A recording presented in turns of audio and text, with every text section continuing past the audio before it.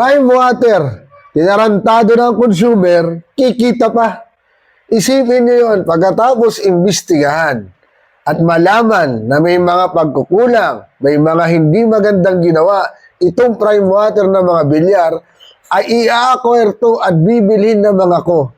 So, ibig sabihin, babayaran sila ng mga ko para ma-obtain itong business na ito. Anong klaseng hostilya yan?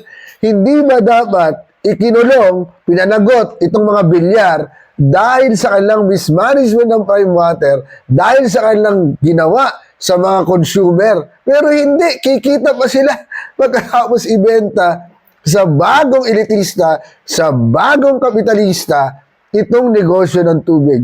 Dapat ang ginawa ng pamahalaan, in-empower na lang itong mga water district, nagtayo ng kooperatiba nang sa gayon para sa taong bayan ang nangyari.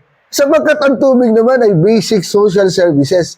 Bakit kailangang pagkakitaan ang basic service ng tubig ng mga mayayamang ito at bigain ang naghihirap ng ang mamamayang Pilipino? Anong masasabi nyo, mga kaboses? Padayon.